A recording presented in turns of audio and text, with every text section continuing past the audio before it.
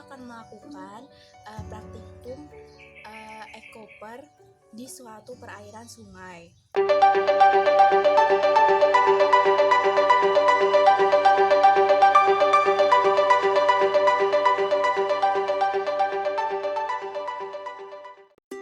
Halo semuanya, jadi ini lanjutan praktikum Ecofish Keeper, di mana kali ini aku bakalan nyari organisme Macrozoobenthos.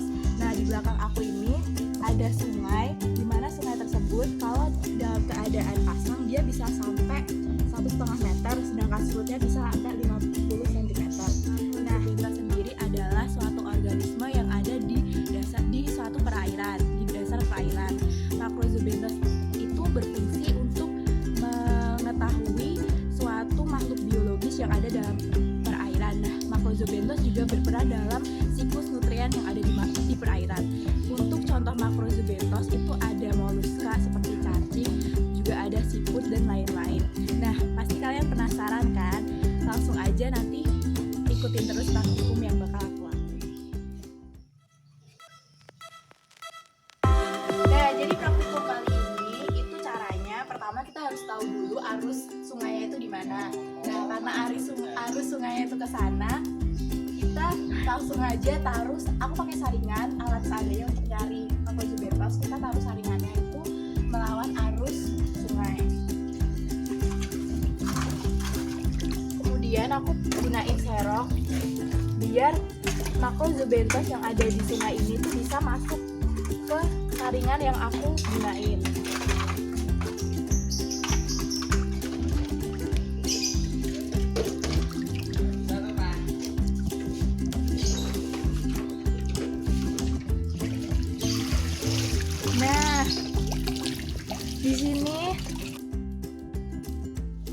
Di sini aku nemuin ada kepiting kecil sama ada siput di sungai ini. Ternyata ada Macrozoobenthos di sungai yang aku gunain buat praktikum ini. Macrozoobenthos ini tuh ada keragamannya sendiri-sendiri. Kebetulan aku nemuin ada 2 jenis Macrozoobenthos, yaitu ada kepiting kecil sama ada siput. Kepiting ini masuk kategori Crustacea, sedangkan siput yang kecil-kecil ini masuk dalam kategori Mollusca. Nah, gitu dulu aja ya teman-teman buat praktikum mencari Macrozoobenthos. Sekian.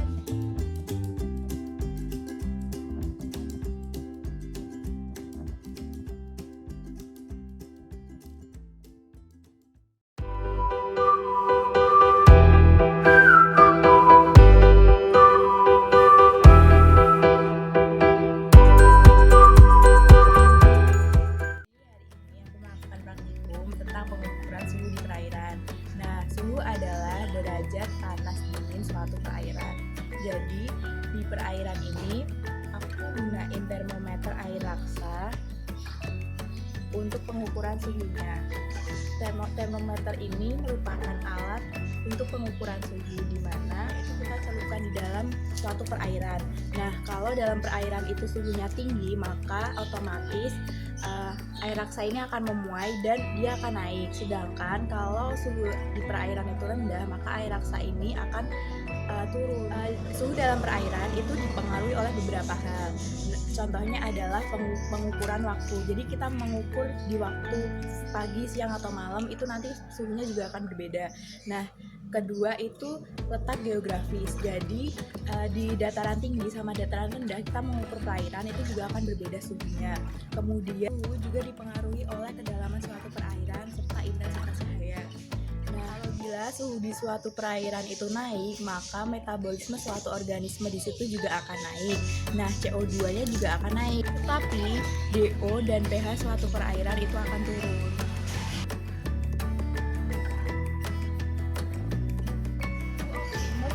Perairan itu antara 28 sampai 32. Nah, saat ini aku langsung udah di perairan, dimana ini di sungai. Nah, pertama-tama kita harus tahu dulu di mana cahaya mataharinya. Saat ini cahaya matahari ada di sebelah sana. Maka pengukuran suhu dilakukan membelakangi cahaya matahari.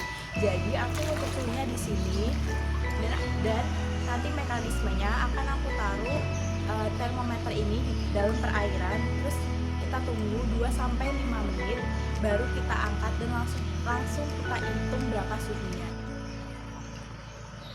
Nah, kita celupin tapi jangan sampai memegang termometernya. Kita tunggu 2-5 menit.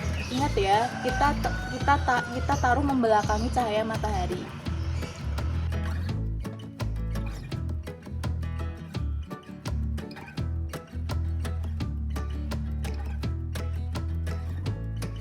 Nah, udah 3 menit, kita mengukur suhunya, langsung aja dicek di termometer. Didapatkan suhu di perairan ini adalah 29 derajat.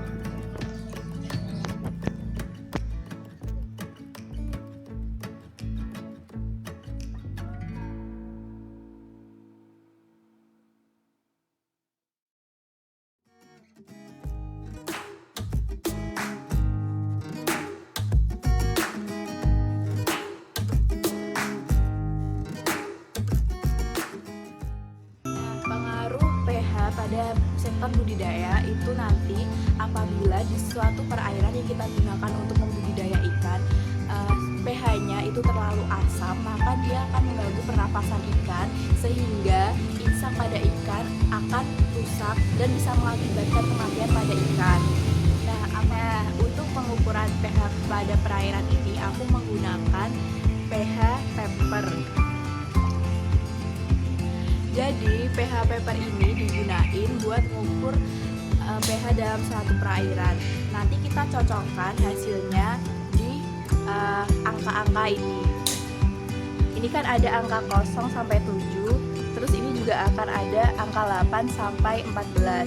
Nah, apabila suatu perairan itu asam, maka pH-nya di bawah 7. Sedangkan apabila perairan itu basah, maka pH-nya akan berada di atas 7. Selanjutnya gunain alat bantu yaitu toples. Nanti kita ambil perairan di sungai ini, terus kita masukin ke toples, baru nanti kita celupkan pH paper ini di air yang ada di toples, lalu kita ukur pH-nya. Nah, untuk teknisnya langsung aja yuk kita melakukan praktikumnya.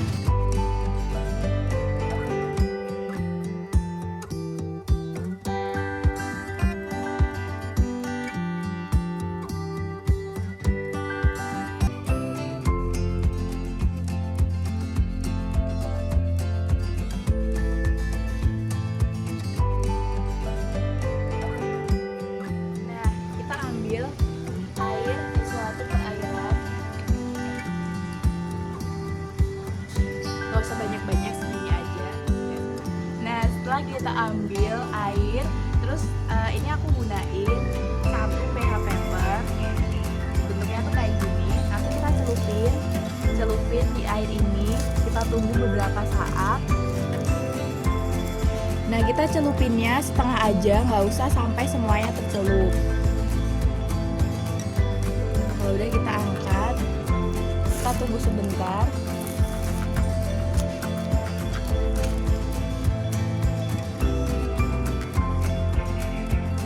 Nah, langsung aja kita ukur pH pakai pH paper ini. Nih, kalau dicocokin itu warna-warnanya dia lebih mengarah ke 7, tapi dia juga ada yang sedikit ke 6. Maka aku bisa menyimpulkan kalau pH di perairan ini adalah antara 6 sampai 7. Nah, buat informasi, kalau pH optimum di suatu perairan itu adalah 6,5 sampai dengan 7,5. Nah, dapat disimpulkan bahwa perairan sungai ini suhunya tuh relatif optimum, yaitu antara 6 sampai dengan 7.